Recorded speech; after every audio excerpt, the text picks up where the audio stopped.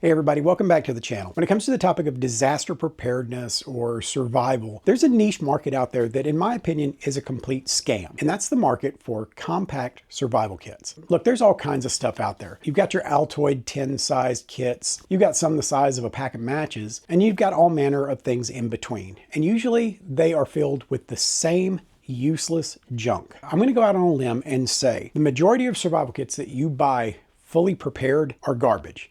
They're a waste of money. At the very best, they're a conversation piece. But the fact is that unless you are a trained survivalist, unless you have been through extensive training and you constantly train on the items that are in that kit, all it's going to be is one of your personal effects that's going to be in your pocket when they find your body. Most people are not equipped to survive on an Altoid 10 survival kit. So what I want to do in this video is I want to talk about the basics of a survival kit, the absolute minimum of items that you need to have before you call your setup a survival kit. And I'm going to talk about each of these items and why you need to have it and why you don't need to be without it. And if you like this video, what we'll do is we'll build on that. I'll show you 4 or 5 basic items that you need in your kit.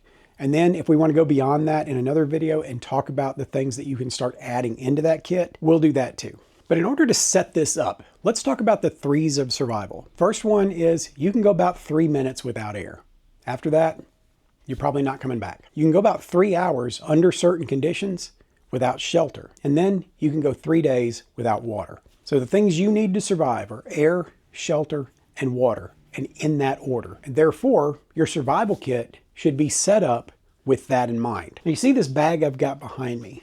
That's my survival kit. I served in the United States Navy. I spent a career in law enforcement, and now I'm a security professional. This is as small of a kit as I want when it comes to trying to survive. Whether you're talking about rural, suburban, whatever, there are minimum things that you need to have in your survival kit. Anything less than that, you're just cheating yourself. So you got to stop thinking that the objective to a survival kit is to make it small. What you need is a kit that's easy to keep up with. It's easy to store. It's easy to have it with you when you need it. That's the thing about a bag this size. It's not really in the way. As long as I stash it away in my car where nobody can see it, the chances of somebody breaking in trying to steal it are slim. But I can also grab it and go at any point, and it's not going to be in the way. Stop limiting yourself by thinking that a bag this size is not a survival kit. Anything smaller than this, you really need to know how to survive in order for you to really call it a survival kit. Let's talk about where I would start as far as building your kit. Whether you go on Amazon, go to Walmart, wherever you go, these are the things you need to have in that kit before you go any further. Start right here with a multi-tool, not a knife, a multi-tool. The reason I say that is that for the same size as a pocket knife, you can have that knife, but you can have a variety of other tools so that you don't have to go out and buy a bunch of other stuff. You can buy one of these super cheap at any gas station. And I know there's gonna be somebody coming in and going, oh, well, if you buy it cheap, it's gonna be cheap. Yeah, it might be. But if you can't afford a high-end multi-tool,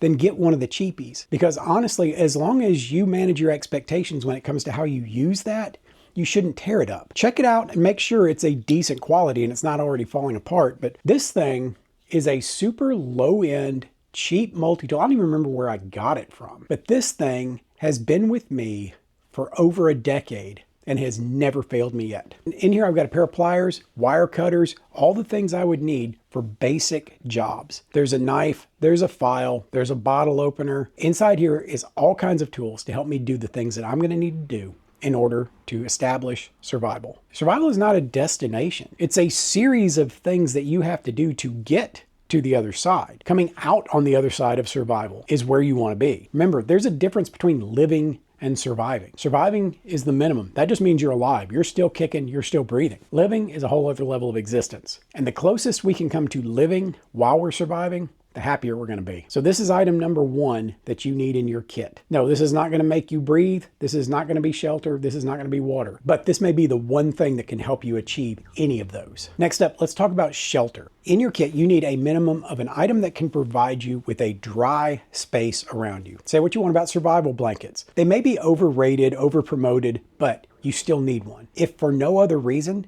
to keep the wet and cold off of you. You can get something like one of these survival reflective ponchos. This is a wearable shelter. Honestly, this is one of the better things that you can get over a survival blanket because this is designed to be draped over your body and over your head while still allowing you to function. So while you're trying to establish a safe place of shelter, you can still be protecting your body from the elements. Or you can go with something like this, one of these super bivvies, something that you can lay out and get inside with a simple piece of cordage or a tree branch.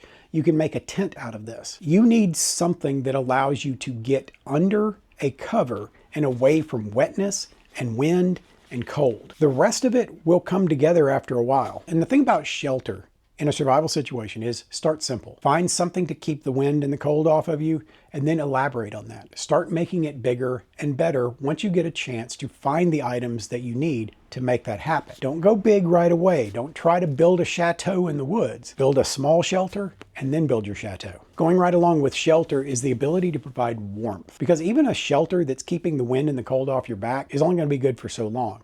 Eventually, that cold is going to creep in. So the next item you need to make sure you have in your survival kit is something to use to start fires. And you need something reliable. If you go with matches, get waterproof matches. If you go with a lighter, go with 2 lighters. Because as the saying goes, 2 is 1, 1 is none. Sure enough, if you have a single lighter with you, that's going to be the thing that's going to fail when you need it the most. Also, don't take anything that you haven't trained on and haven't learned how to use. I see a lot of people using bushcraft fire starting kits. This is a great skill to have, and you need a device like this. Something with a steel striker, something with a ferro rod, and if you get one of these kits, it'll even come with a bellows tube that will allow you to get air to the base of your fire. But if you don't know how to use it, it's useless. Train with it, learn how to start a fire with it, and never count on this as the only tool in your bag. I definitely recommend doubling up on everything. But to start off with, get you one of each of these things and then start adding to that. Have a jumping off point. You could have something like this little Zippo kit. It's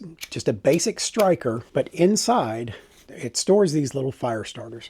This is just a roll of cotton, looks like a little baby roll of toilet paper, that you just fluff out and then use your striker to start your fire. You don't have to worry about running out of butane or anything like that. And even if you use the last of those little cotton swabs, there are plenty of places to source fuel and tinder out in the wild. The next thing you're going to need is something to help you to source clean and drinkable water. There's a lot of ways you can do that. You can get water purification tablets. They're super cheap. You can get leftover military stuff off of eBay all day long. You can get them at Walmart for just a few dollars. You can buy a water purification kit. My recommendation is to go with something like this, a small compact water filter. This right here was the first product I ever got from a company who wanted me to promote their stuff. And since then, I've gotten several things from Simpure and have always been really pleased with their products. But you need something very simple, very easy to use, and compact. So something like this water filter here is perfect for that. You can get them smaller, you can get them bigger, you can get them in all different configurations. This particular setup comes with a 3-liter bag that lets you collect the water, and then you can hang it from a tree and filter it down through that straw. There's lots of other companies that make straw filters like that. I wouldn't recommend using companies like Temu or Alibaba or things like that to buy those kind of products, simply because you don't know that that product has actually met any specifications. It could be completely counterfeit and useless. Drinking water is not one of those things you want to mess around with. All right, so we have taken care of shelter, warmth, and water. Those are your basics, but I am going to give you one more item that I think every survival kit should have. And this is something I've talked about in other videos before, because I do think this is an underrated and underappreciated survival tool. And that is something to signal with, specifically a whistle. A survival whistle should be in every survival kit. If your kit doesn't come with a whistle, you're getting ripped off. While most people think of this as a kid's toy, this could be the one thing to save your life. The reason for that is if something is to happen to you and you can't get to help, if help has to come to you, whether you've fallen and injured yourself, whether you're lost in the woods, you managed to wander off the trail somewhere, or if you're just in a position that you can't get out of and you can't get to help, you can only call for help for so long.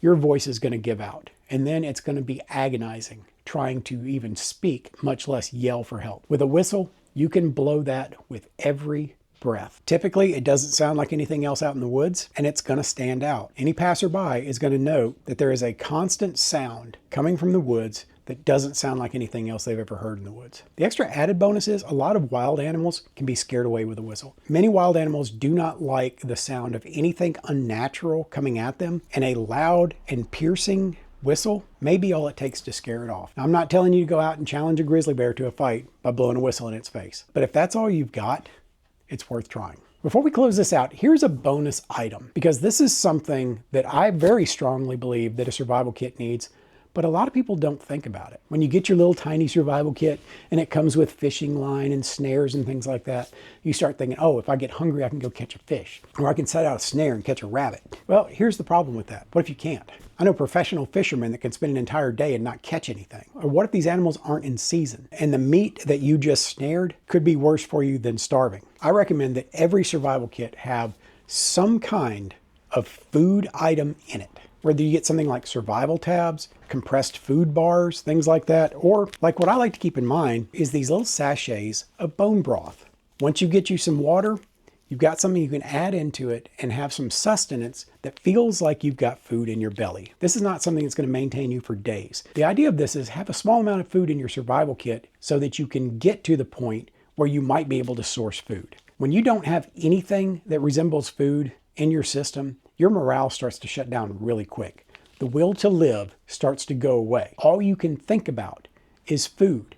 And then you start thinking about making bad decisions. You start thinking about picking up those mushrooms that you don't really know anything about, but it looks like the ones you get in the store. Or you go catching some animal that's out of season and the meat is so full of parasites that now, once you've eaten it, so are you. Have something in there to put in your belly and get by for just a few hours until you can assess your situation and figure out a better way of sourcing food. I never see survival kits that contain food, and I think that's the biggest mistake in the entire industry. I've seen video after video of people building survival kits. Nobody includes food. And I can tell you this, that within a few hours of you realizing you're in a bad situation and you need that survival kit, the lack of food is going to be the forefront thing in your mind. You're not going to be thinking about getting shelter. You're not going to be thinking about getting water. All you're going to be able to think about is finding something to eat. Put something in your kit that will satiate that for a little while and get you to the next step. Otherwise, you're going to find yourself spinning in circles, because once you fixate on something like needing food, the rest of it starts to fall apart very quickly. All right, so that is it, my bare minimum of things that I think you should have in a survival kit. Now understand, this is not everything. This is not everything you need in your survival kit by any means. This is the bare minimum to get started. In future videos, we'll talk about things to build on this. Now, if you have a different opinion in the things that you think are important to put in here, I'd love to hear about it. I like respectful debate. I like respectful conversation. And if you're enjoying this content, of course, be sure and like the video, subscribe to the channel if you haven't already, hit the notification bell to be made aware of all upcoming videos, and feed the algorithm. Leave a comment to tell me what you think about the items that are in this kit. Also, let me know if you think that we should continue this as a series with building on this bare minimum kit. Where should we go next? What kind of things should we put in here? Tell me what your thoughts are. And if enough people say that they want to see more of this, we'll continue it. But I hope you got something out of this. I hope you learned just a little bit about survival. But that's going to be a wrap for this one. And until the next one, prepare for the world that you live in, not the one you wish existed. We'll see you around.